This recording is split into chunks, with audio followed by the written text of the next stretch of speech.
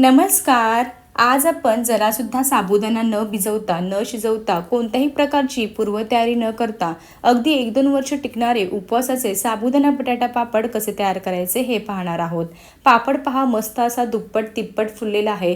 मस्त असे खुसखुशीत तयार झालेले आहे, अजिबात कडक झालेले नाहीत. चला तर लगेचच रेसिपीला सुरुवात करूयात. पापड तयार करण्यासाठी मी या ठिकाणी वजनी प्रमाणामध्ये बरोबर अर्धा किलो साबुदाणा घेतलेला आहे.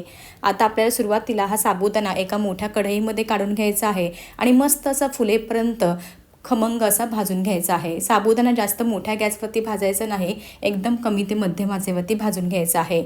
तो भाजल्यानंतर ना मस्त असा फुलल्यासारखा वाटतो. आता साबुदाणा भाजलेला पूर्णपणे थंड झालेला आहे. एका मिक्सरच्या भांड्यामध्ये काढून घेऊयात. 2 बॅचमध्ये बारीक करून घेते, म्हणजे कसं साबुदाण्याची एकदम छान अशी बारीक पावडर तयार होईल. हे पहा, अशा प्रकारे जेवढी शक्य होईल तेवढी एकदम बारीक पावडर तयार करून घेतलेली आहे. एका मिक्सिंग बाउलमध्ये काढून घेऊयात. याच पद्धतीने उरलेला सर्व साबुदाणा मी बारीक करून घेतलेला आहे आणि भरपूर सारी साबुदाणा पावडर तयार झालेली आहे. आता कितीही बारीक केलं असलं तरी सुद्धा छोटे मोठे कण शिल्लक राहतातच. त्यामुळे आपली एकदम सुजीची बारीक चाळण असते ना, त्या चाळणीने ही साबुदाण्याचं जे पीठ आहे ते एकदाच चाळून घ्यायचं आहे. हे पहा, भरपूर अशी कणी उरलेली आहे. ती उरलेली कणी पुन्हा मिक्सरच्या भांड्यामध्ये घालून मी बारीक करून घेतली. मस्त असं साबुदाण्याचं बारीक पीठ भेटलेलं आहे. आता अर्धा किलो साबुदाण्यासाठी बरोबर आपल्याला ह्या ठिकाणी 2 किलो उकडलेले बटाटे वापरायचे आहेत. हे अगदी परफेक्ट प्रमाण आहे. आता हे उकडलेले बटाटे व्हिडिओमध्ये दाखवते त्याप्रमाणे एकदम बारीक किसणीने किसून घ्यायचे आहेत.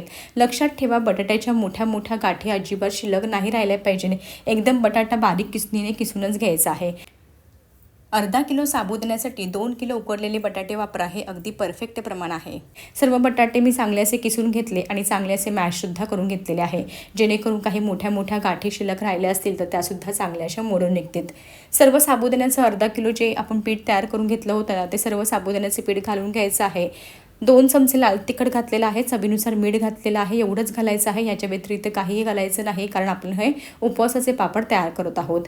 व्हिडिओमध्ये दाखवते त्याप्रमाणे सर्व जिन्नस आहे ते अगदी व्यवस्थित असे मिक्स करून घ्यायचं आहे. हे पहा, मस्त असा पिठाचा गोळा तयार होतो. वरतून पाणी किंवा तेल अजिबात लावायचं नाही. बटाट्यामध्ये भरपूर मॉइश्चर असतं, त्यामध्येच मस्त असं हे पापडचं पीठ मळून तयार होतं. व्हिडिओमध्ये दाखवते त्याप्रमाणे छोटे छोटे उंडे तयार करून घेतलेले आहेत. पापडच्या मशीनवरती वरती खाली असा कागद ठेवायचा आहे आणि मस्त असे पापड तयार करून घ्यायचे आहेत. पापड पहा, मी एका प्लास्टिकच्या कागदावरती चांगले असे घालून घेतलेले आहेत. साधारणतः माझी या ठिकाणी 120 ते 150 पापड तयार झालेले आहेत. पापड सुकल्यानंतर मस्त असे कडक होतात. 2-3 दिवस कडकडीत उन्हामध्ये चांगले असे सुकवून घ्यायचे आहेत. तुम्हाला पापड तळून दाखवते म्हणजे तुमच्या लक्षात येईल. पापड पहा, मस्त असे दुप्पट तिप्पट फुललेले आहेत, छान असे खुसखुशीत तयार झालेले आहेत. रेसिपी आवडली तर जरूर करून पहा.